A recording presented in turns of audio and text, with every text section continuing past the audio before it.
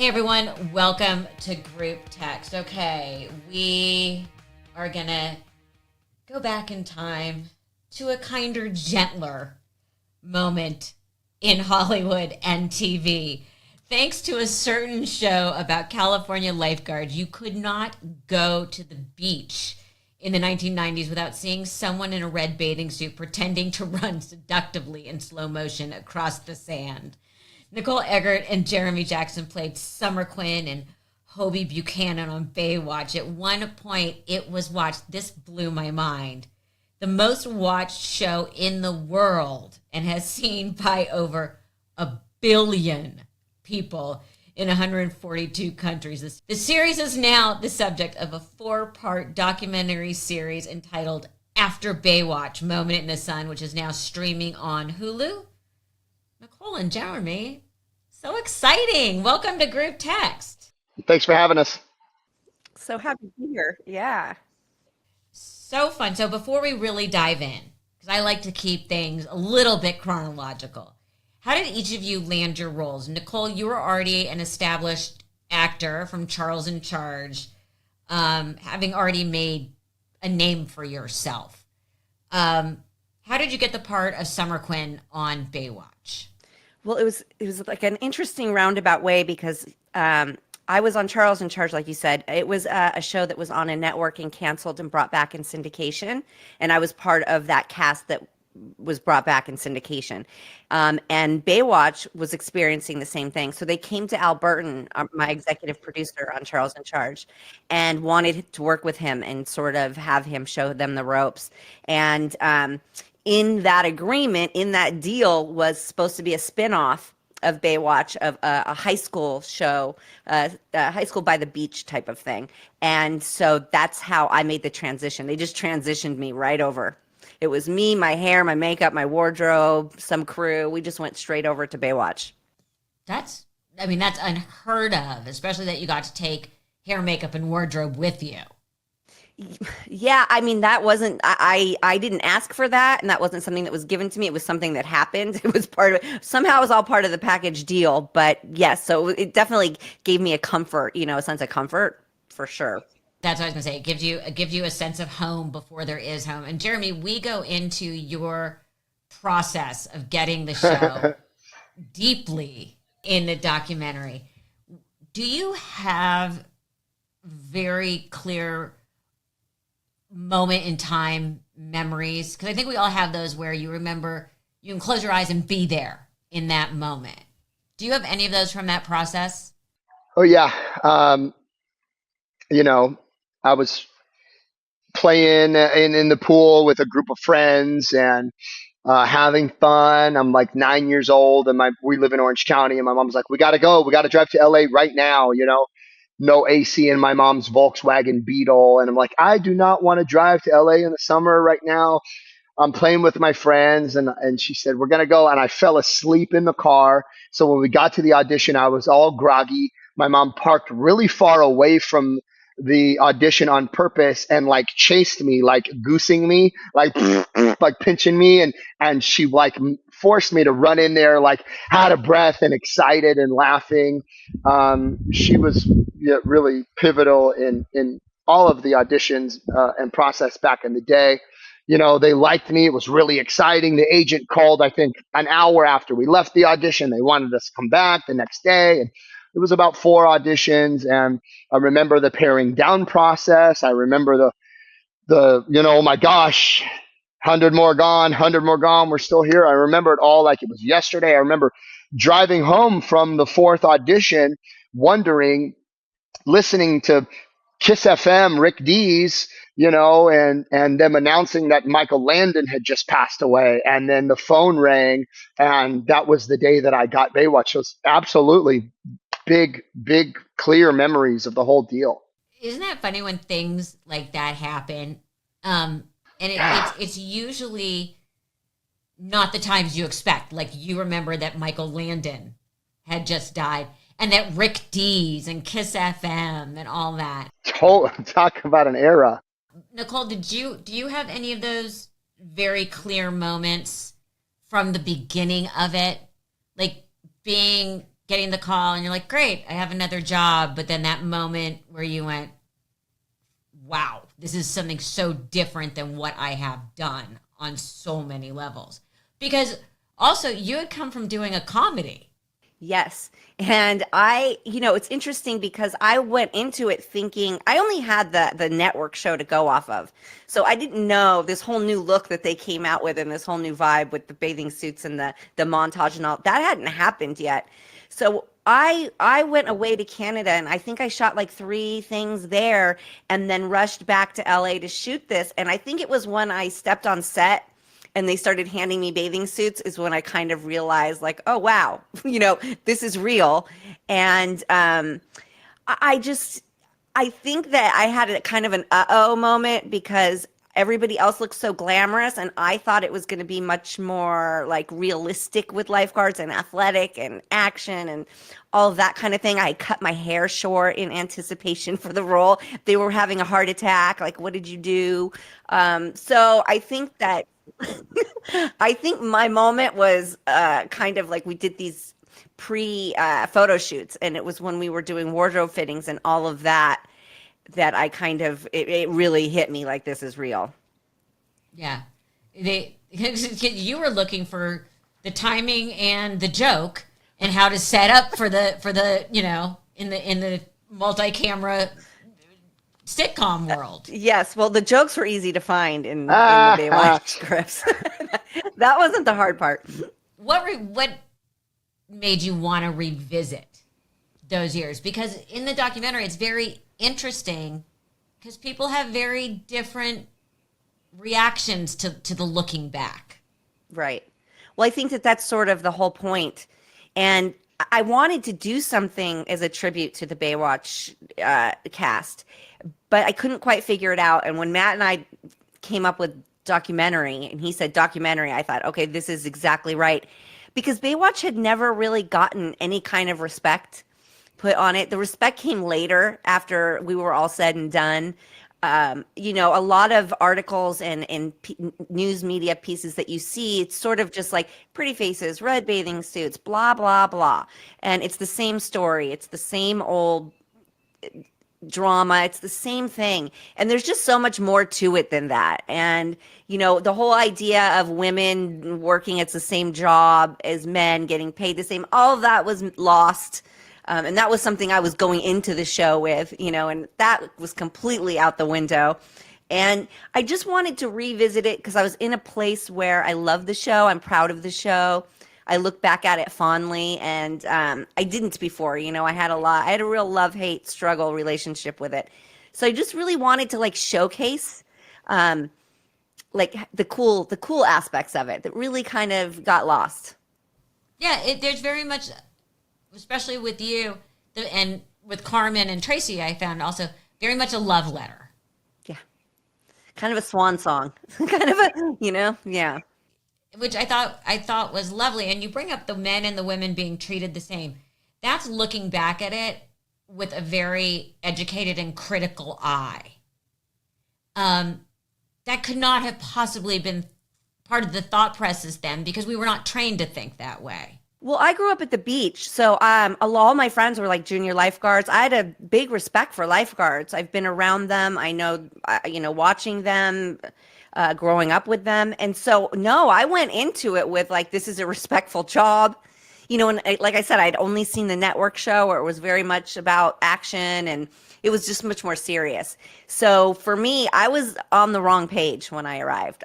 When it went fluffy and montage-y and makeup and hair, I was completely confused and I was in the wrong, not even on the wrong page. I was in the wrong book. So I did go into it with the hopes of that, but was disappointed to say the least. And Jeremy, and you've been so candid throughout through the documentary and through the whole press tour. It took a real toll on you on so many levels. How hard was it to go back and revisit those very emotionally trying, understatement of the century, years for you? Because it's hard. It's hard to look back, and it's so hard to really get that perspective on yourself. to answer the question really, briefly and simply, it was super easy. Luckily I've had 20 years to do my own personal work and uncover and discover and discard so much stuff and have new perspectives and reframe so many things. So it was honestly, like, as soon as I really stopped caring what anybody said, as soon as I was out of the old story and had given up any desire to really explain or have a comeback, and then it came. So it was like, Nicole, my good friend, and Matt Felker, who I really developed a great relationship with to this day. It's like these two people I respect telling a story from the heart, and like I'm just part of a team. And it was actually really easy and really beautiful because I had already processed through that stuff and got into reality and kind of transcended a lot of the blame or guilt for the past. So it was easy. It was fun. It was me hanging out with friends, being in the moment. Talk about being involved. Ugh, I wish I could just get through the imposter syndrome. Um, This is why we love Jeremy, because he's just so raw and honest and just truthful and just is, and there's not secrets and bullshit and lies. There's none of that. He's just like, he's so pure. it's one of the great things about aging is you start to just not give a fuck. Or as my mother used to say, what are they going to do to me that hasn't already been done? But I want to roll back a little. The sooner we can find that place, the better. Yeah, well, we're all looking for it, always. The show exploded. Exploded. And you talk about in the documentary, it was also coincided with sort of the rise of the paparazzi. You could not have been prepared for what was about to happen, nor the reach of the show. How did that had to knock you for a loop in a good and bad way. Me personally? Both of you. Jeremy, I love the fact that you hustled frickin' Adidas. You were ahead of your time getting free swag. I know, I really was. Totally. Totally. Yeah, and I'd say for a good chunk of time, we almost didn't know we were in our little LA bubble where it was still kind of silly and whatever. And would we make it to the next season? Until you see, 100 pounds of fan mail flooding into the office from other countries. And we're like, wait, what? What's going on? It's a who? We're a what? So it took a lot of people by surprise and, just kind of ran with it. Back in the day, with your publicists and agents and managers, it's like boom, boom, boom, suit up, show up. All right. No time to really sit and think about it. It was just, okay, we're going where? We're doing what? Sure. So it was just kind of a wild ride that you just kind of said okay and jumped in. Which is easier when you were a little bit younger like you were. But Nicole, you were already a fully formed adult who also was considered a beauty queen. That had to suddenly, did it shift you did you start picking at yourself more when you started seeing those things? I always wonder about that, where suddenly you always hear about these actresses on shows that suddenly become very competitive and being the skinniest and this and that. And you were young. Yeah, I was really young. I didn't become like that, but what I did become was a little bit horrified, not a little bit, a lot bit horrified by headlines of like Baywatch bimbos, Baywatch babes. All of that really kind of freaked me out. And the same casting directors weren't really calling anymore. My career took a shift, a really big shift. Once I started that show, and it scared me because I had worked so hard. I'd been working since I was 4 years old. I'd worked with some of the best that there is to work with. And then suddenly I'm on this show that becomes the number one, but everybody hates it. You know what I mean? It's like the number one show that everybody hates. And it was, it just was, for me, it was horrifying. And I began running and hiding and didn't want to be seen by paparazzi. And to speak to what Jeremy was saying is we didn't really know a whole lot because listen, we were working all day, every day. And in Europe and in, you know, God bless the producers, but they were hiding a lot of stuff from us. Like it wasn't until a lot of us went to Europe that we saw all the marketing and beach towels, air fresheners, dolls. I mean, you name it. We were everywhere, cereal boxes, and they were trying to say, no, no, no, no, there's nothing happening. And, you know, it has nothing to do with the cast. It's all about the Baywatch name. So yeah, we were taken for a ride like that too. We were very sheltered intentionally. And living in LA, you don't really, unless you go out to those spots where there's paparazzi, you're pretty much, you can be left alone. Nobody cares here, right? So it was a bit of a bubble. Yeah, and until the whole Tommy Pam thing exploded. Right, which I was already gone for. Jeremy was there for that. Nicole, you came in year 2 or 3? 2? I think I did season 3 and 4. Because they did 2 seasons on NBC. 3 and 4. I remember when they hired Nicole before she came in, and I saw like her headshot, and they were talking about her, and I was like excited because I watched Charles in Charge, and I still had hopes at that time for the show going in like hiring good actors, you know, and like her role like series regular on a show. That was like, you know, it wasn't bubblegum. Your role was not bubblegum. Like you were kind of a biatch in Charles in Charge, you know? So I was like, oh, she's getting like this cool girl that's going to be really neat. And it was hard to watch the show go from that procedural relationships, real lifeguard interactions and action. And then, you know, the pop came with Pam, or the pop came with the beauties, and the pop came with Europe. And then it just came about getting the next big face that was going to make the ratings go through the roof. And who cares if they can act or not? It was sad to see that, and just kind of hold on to hope, and hope that they would get better at next season, or they'd get some acting lessons, or the screenwriting would get better. But I remember when Nicole got brought on, I was really excited about that. You guys talk a lot about your very special friendship and how deep and long it is. What do you think in the beginning made it happen? What was like, I know for me, it always starts with someone I can laugh with. You know, it always for me starts, you know, in wanting to hang out with someone or become friends with someone due to mutual humor. What do you think it was? Especially because there is an age difference, not huge age difference, but in the years, you know, an 8-year-old is not necessarily going to be friends with a 17-year-old, or actually an 8-year-old wants to be friends with a 17-year-old, and the 17-year-old's like, call me when you have a driver's license. What made it click? What made your friendship, what was the beginning? What was the seed?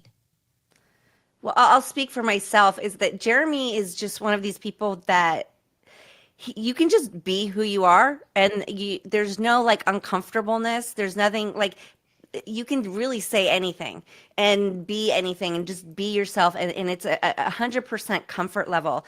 Also, his mom was a single mom, like I was when we, you know, as we went on. So it's like, it was a whole family dynamic too. It's, you know, I love his mom, his sister, and him. And I think that, yes, you can laugh like when you have the same sense of humor, and when you know that you can tell a story and not be judged and not shock or scare somebody or gross somebody out or something like that. It's so rare.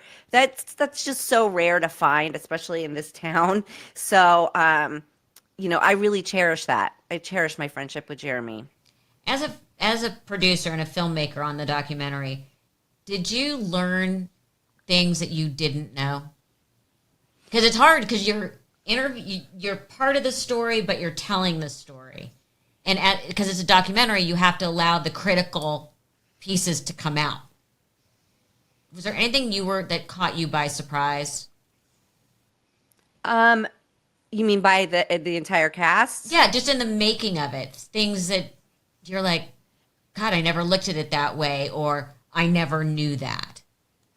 I think a lot of the stuff with Jason Simmons, I was just a little bit horrified and shocked to hear about in depth what went on behind the scenes and the pseudo relationships they had going on because he was afraid of being fired.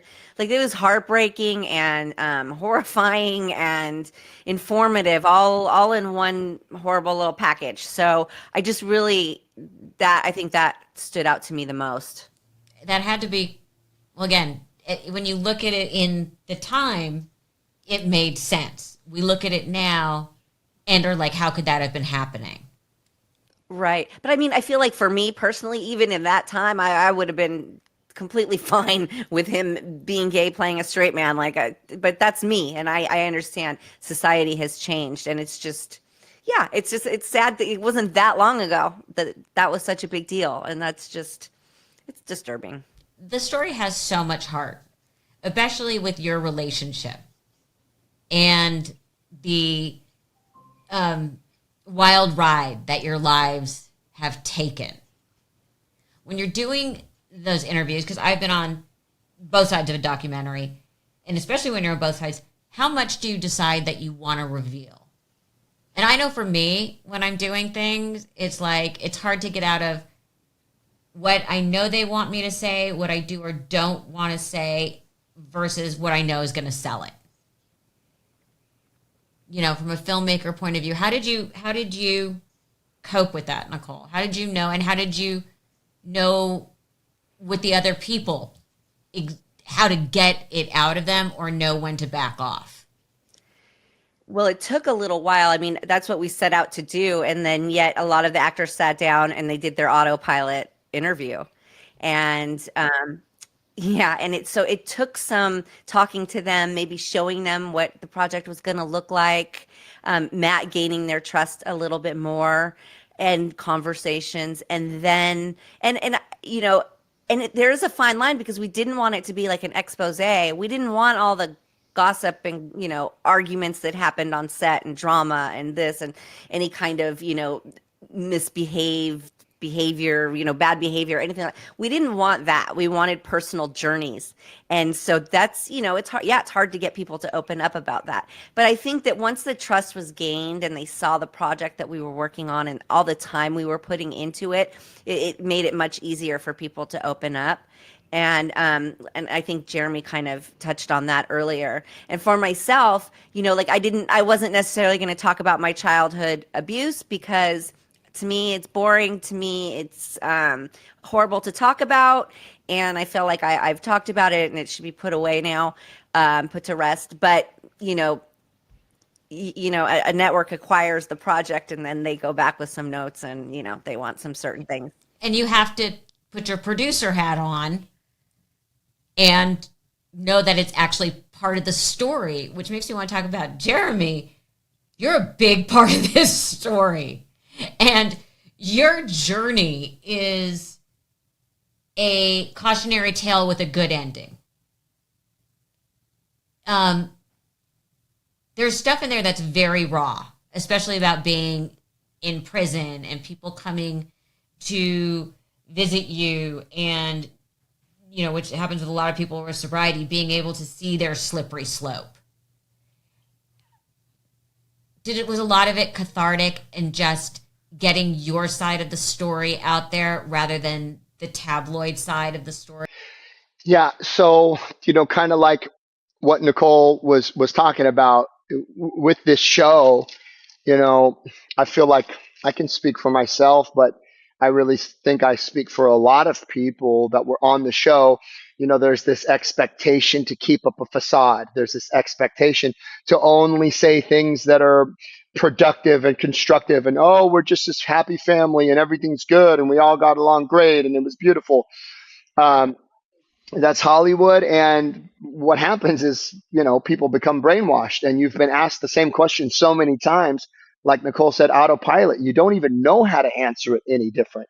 And that starts to rob your soul and it starts to rob your spirit and it's inauthentic. So, I think it really took Nicole and Matt Felker to be able to ask the questions that they know really in ways that couldn't be diverted back to the same old, same old. So there was the trust factor there was huge, and the time spent, with Nicole for years, but the time spent with Matt Felker as well. And, yes, the ability to tell the truth, tell the story behind the story, and to get involved in helping good people do a good project. And I knew it was going to be amazing when I started to realize how many people wanted to thwart its its momentum. And yeah, man, so, various other producers, it's kind of like not for us and against us. And, Pam, unfortunately, not wanting to give her time. And it's sad because, they just think it's another piece of the same old, trying to make money off the same story and tell the same story and to use her boobs to make money. And it so wasn't that. And it was like this beautiful opportunity to break the paradigm, break the mold, and make Baywatch relatable. It's like it's just a story and everybody has one. And here's the truth about ours. And can you feel now part of this family we had, as dysfunctional as it is on a worldwide scale? And I think they just a couple people missed a really good opportunity to open up their hearts and to tell the truth.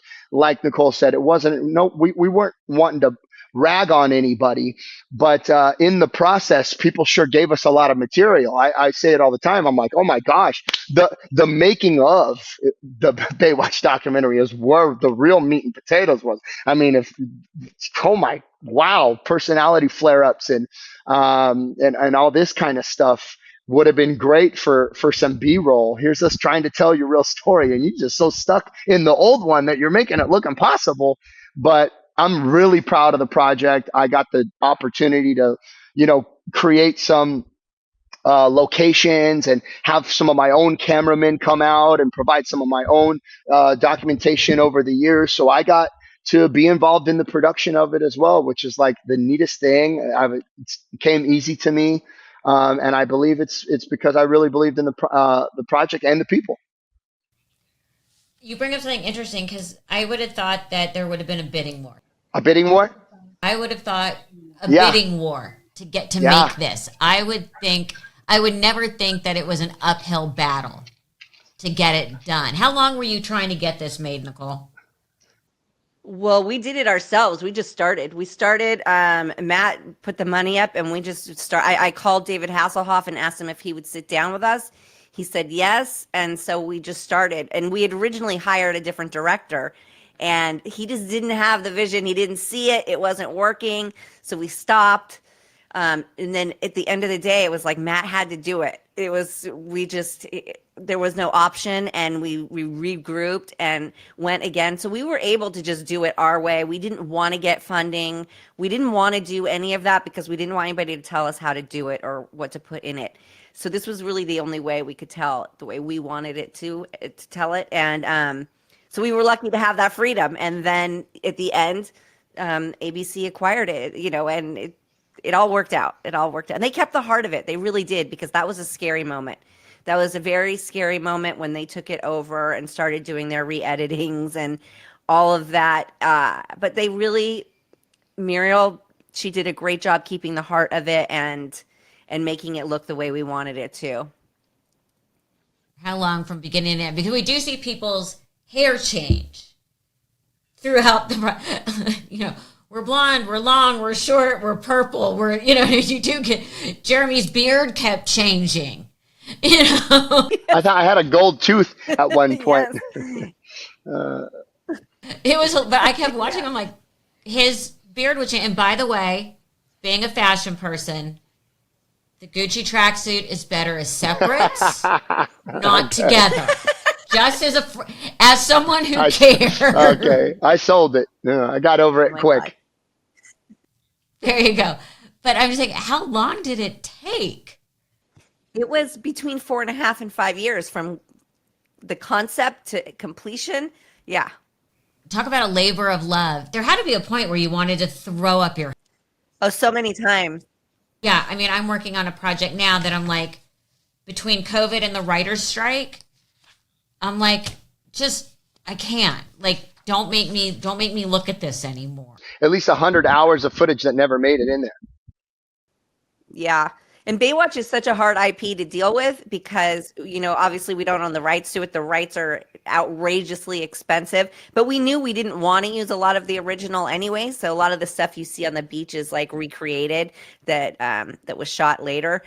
And that was the whole thing. We didn't really want all of that. So, but you go up against, some big dogs that own all of that. And those are, conversations and tough conversations and roadblocks and all of that. So there were plenty of times that that got really tough. And the song, that was always really important to me from the beginning, is that I wanted to recreate that song. And that in itself is like a whole mess that that could have made me throw up my hands right there. So yeah, it was tough.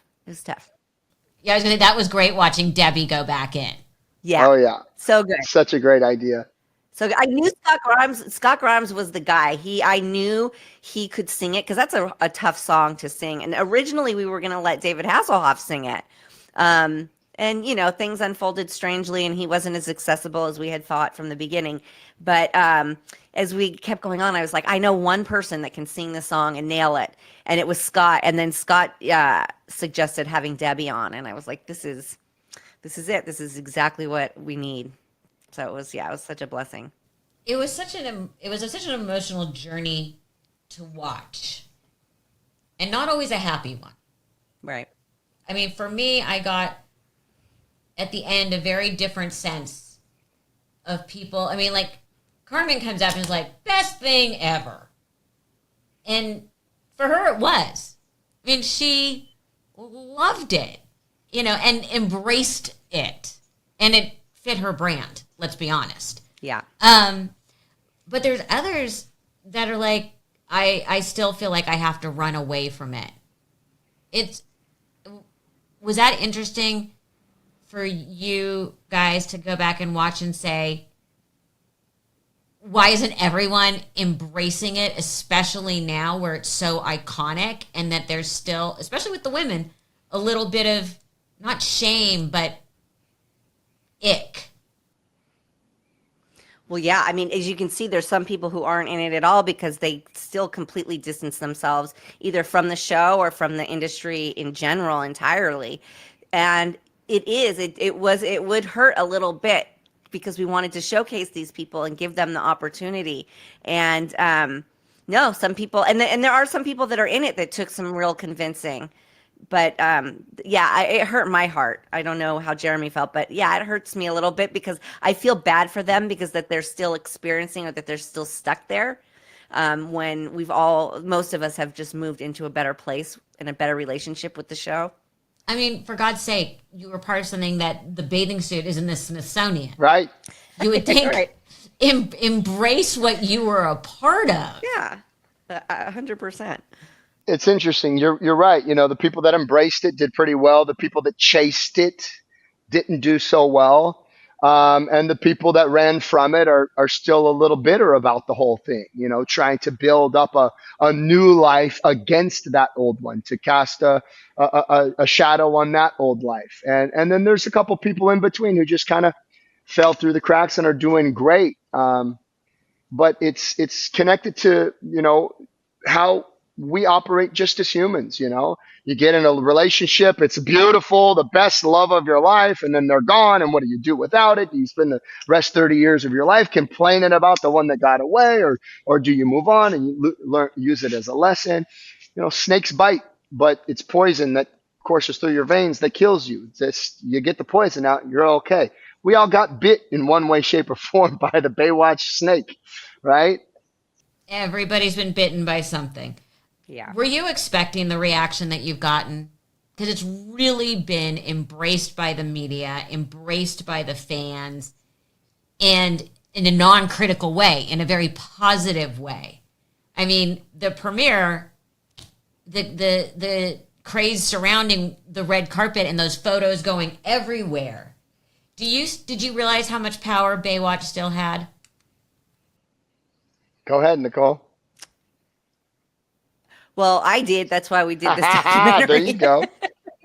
hey, there's certain questions you have to ask. Yeah. I mean, I was hoping there's always that doubt, right? Like, of course you wonder, like, is it going to be well received? And are people even going to care? Are they going to care at this point? But I think people are looking for that nostalgic feel good TV. So I was pretty confident in that. And, everything else is just a bonus and a lovely surprise. I could tell it was all different times, like with the beer. Yes. Like I'm looking at it right now. I'm like, okay, he's halfway through the press tour. Totally. I think I went gray during the filming of this thing. I don't think I started out with any grays in my beard. Um, yeah, it was 5 years, and honestly, when Matt first called me, I had a really cushy little job at a publicly traded company, desk job, and he said, I want you to get in the best shape of your life. We're doing a comeback. And I was like, oh my gosh, no. Like I just got settled. No, I don't want to go for the big maybe. I don't want to get my hopes up for this deal anymore. And, he kind of talked me into it. And I bent over backwards and tried to get in the best shape of my life and do all that stuff. And I got sick. I mean, I essentially got sick. It was like, thank God for COVID, shut everything down. And I really went on a journey of self-discovery and shadow work and, found an amazing prayer meditation practice and got to really get right with me before the end of the documentary, which is meant to be, it was beautiful. And it allowed me to be part of in a helpful way, unattached to an outcome, and just kind of show up and have a smile on my face. And thankfully, to the work I'm doing in Orange County, I work in a bunch of rehabs and medical rehabilitation for mental health. And, I'm out here in Costa Rica. We just got done with a men's retreat. So this is where my real heart is. This is where my feet are. And I was like, that's some background. yes. I'm in Nosara, Costa Rica. It's gorgeous. So luckily I didn't have that Hail Mary. Like, I need this. I got to just be a part of it. And yes, I'm getting messages like, hey, dude, if people can watch this documentary without crying, like something's wrong with them. Lots of rave reviews, and breaking a record for the most watched freaking trailer in Hulu history for documentaries at 30 million. That's all really, really cool. And it's deserved. It's well deserved because it was a labor of love, and there was big risks taken with personal finances, and Nicole being a part of this, while going head to head with cancer. It's like, how could it not go well when the heart was in the right place? So it's just neat to be a part of, and to have my feet in the ground, enough that now my head's not spinning. It's really cool. It's a different experience for me. You just touched on something I obviously have to mention and want to discuss briefly.